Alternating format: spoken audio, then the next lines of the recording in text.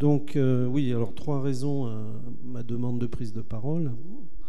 La première, et bien sûr la meilleure, c'est qu'on ne pouvait pas laisser la DRFIP laisser un siège vide. Hein. Je pense qu'on a l'obligation d'assurer un effet réseau, hein, puisque la DRFIP, c'est un réseau national et régional de différents postes comptables. Donc on a l'habitude de s'entraider, hein, y compris entre la direction et les postes comptables. C'est une très bonne habitude. Donc c'est pour ça que je vais essayer de remplacer au pied levé Madame Calins, sans prétendre avoir évidemment le niveau de qualité d'intervention qu'elle aurait eu. D'autant que je n'ai pas son PowerPoint, donc ça ne va pas être très, très facile. Deuxième raison, c'est inciter, je l'espère, les 2 grosses collectivités que j'ai en charge en titre de comptable, donc la trésorerie de la commune de Saint-Denis, première commune de l'Outre-mer, et la CINOR, très importante communauté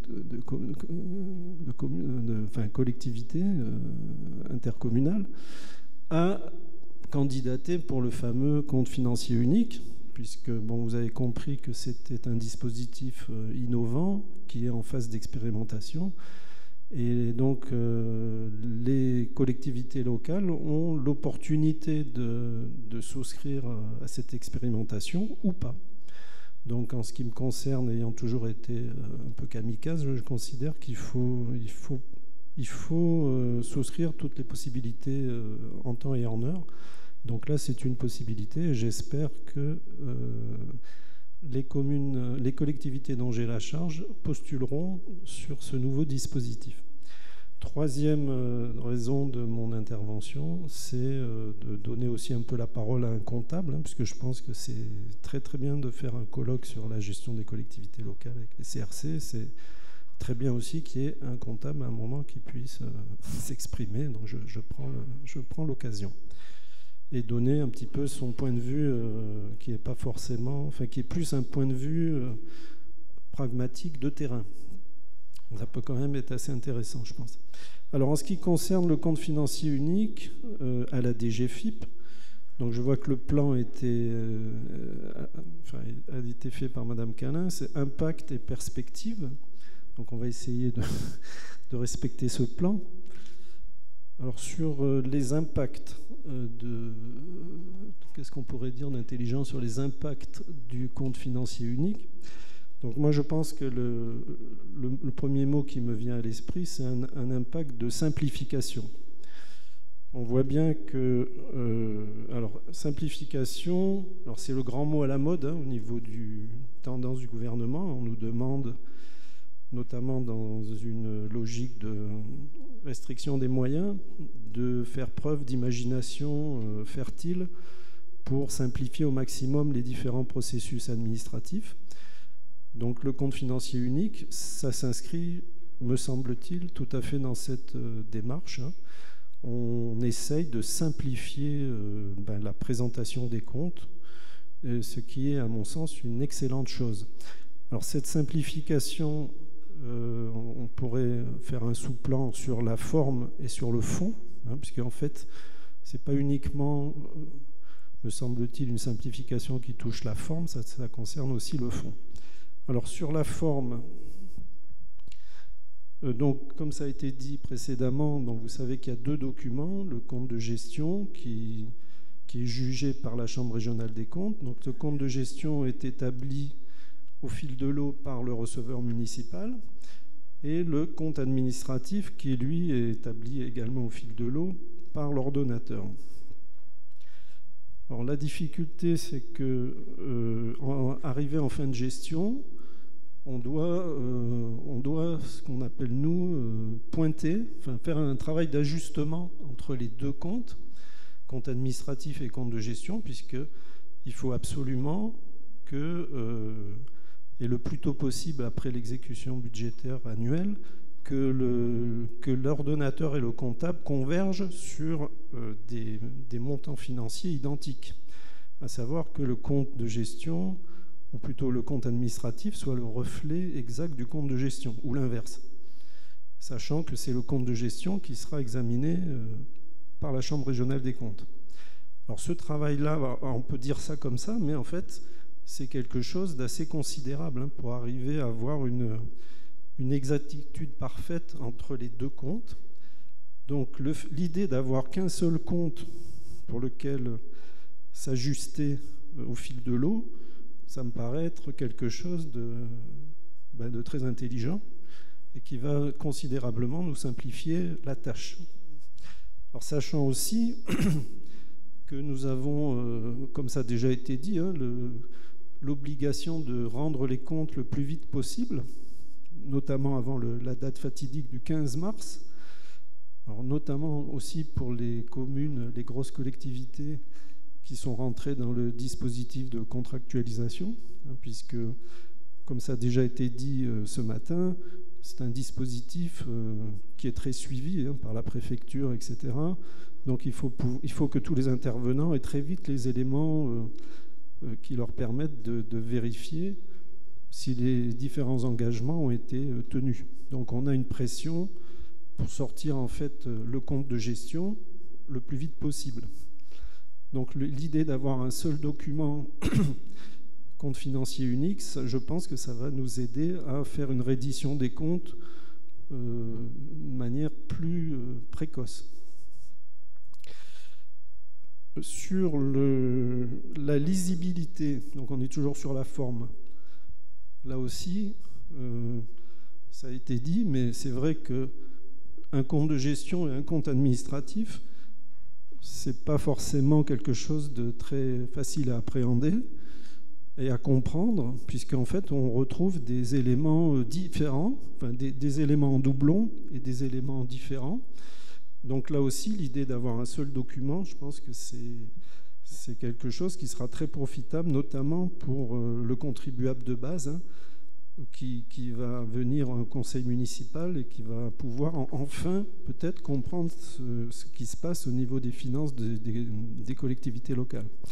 Alors je dirais aussi que c'est, bon, je fais un peu de provoque là, mais c'est pas grave, c'est aussi un moyen de limiter les discordances, parce que bon, effectivement, on a dit que ça reflétait pas forcément tout à fait la même chose, mais on peut quelquefois aussi, même en connaissant pas mal la matière, se poser des questions quand on voit des discordances sur certaines rubriques entre les comptes de gestion et les comptes administratifs. Et c'est vrai qu'à chaque fois qu'il y a un conseil municipal, on a toujours un peu peur que certains nous posent des questions pièges sur le pourquoi du comment, des discordances entre l'état de l'inventaire qu'il peut y avoir au niveau du compte de gestion ou du compte administratif, par exemple. Donc l'idée d'avoir un seul état de l'actif, ça me paraît aussi, bien sûr, de nature à évacuer ce genre de difficultés. Alors j'essaye de relire mes notes, mais j'ai écrit tellement petit que je ne sais plus ce que j'ai écrit. Meilleure lisibilité, oui. On a dit aussi qu'un des préalables au niveau de l'impact, c'est qu'on a bien compris que pour passer en compte financier unique, il fallait passer sur une nouvelle nomenclature comptable, à savoir la M57, enfin nouvelle, elle n'est pas nouvelle, mais on est obligé de passer en M57. Là aussi, je pense que c'est profitable puisque c'est une nomenclature en fait qui se rapproche au maximum des nomenclatures comptables du privé en fait, donc d'essayer d'avoir une présentation comptable là aussi qui est, on va dire, plus accessible pour le commun des mortels puisqu'on aura à peu près la même présentation que pour une entreprise privée. Donc ça aussi, je pense que ça contribue à améliorer la visibilité, la transparence des informations pour les contribuables. Alors, ensuite... Alors, je dirais aussi que ça découle directement du protocole PESV2, puisqu'on a vu que maintenant, toutes les collectivités, depuis janvier de cette année, ont eu l'obligation légale de passer en ce qu'on appelle le PESV2, donc en protocole d'échange standard V2. Donc, on a un maximum d'informations qui sont basculées de manière automatique dans nos différents systèmes d'information. Et donc l'idée d'aller jusqu'au bout du dispositif et de présenter un document de synthèse unique me paraît tout à fait rationnelle. Alors je dirais aussi qu'en ce qui concerne l'État, c'est déjà le cas, hein, puisque sur la comptabilité de l'État, on a depuis longtemps, c'est depuis Raymond Barre, je crois, on a un applicatif, on a eu différents applicatifs informatiques. Ça a commencé avec l'applicatif GEC en 87, puis l'applicatif NDL, et maintenant on en est à Chorus, où on a en fait un mode fichier unique, on a un applicatif unique auquel sont raccordés à la fois l'ordonnateur et le comptable. C'est-à-dire qu'on a réussi pour l'État à respecter le principe de séparation ordonnateur-comptable en ayant un mode fichier unique avec 2 zones, ordo-comptable. Donc l'avantage énorme, c'est que justement, le comptable voit la compta de l'ordo et l'ordo voit en temps réel la comptabilité du comptable. Malheureusement, sur les collectivités locales, donc comme ça a été dit, c'est chacun pour soi. Donc l'État a un logiciel Helios national et les collectivités locales ont différents systèmes informatiques interfacés avec Helios, qui complique terriblement les ajustements, notamment pour ce qui est de la comptabilisation des rejets de mandat, par exemple, où on va avoir des discordances entre le compte administratif et le compte de gestion. Alors en ce qui concerne, là on parlait des impacts,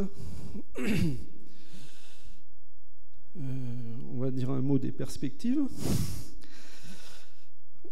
Les perspectives, donc comme vous le savez, notre réseau des finances est actuellement sous les feux de la rampe, hein, puisque on attend des annonces en fait incessamment sous peu sur l'avenir de notre réseau. Depuis plusieurs années, en fait, on a une diminution drastique des effectifs. Hein. On est plus qu'à l'os. Hein. On est vraiment en situation très délicate. Donc, il est évident aussi que ce compte financier unique, on le voit comme un moyen de soulager notre travail. Donc, c'est pour ça qu'on est partant. Mais on ne sait pas, en fait, jusqu'où va aller la réforme. On peut imaginer au niveau des perspectives que ce compte financier unique s'inscrit dans une trajectoire de certification, puisqu'on voit bien que c'est peut-être le préalable à la certification, hein, puisqu'on passe en M57. Et puis on donne quand même quelque part plus de responsabilité, et c'est tout à fait souhaitable, à l'ordonnateur. Et on parle même de création d'agences comptables. Donc là aussi, moi je ne fais pas de commentaires là-dessus, hein, mais il est clair que là aussi c'est un dispositif basé sur le volontariat.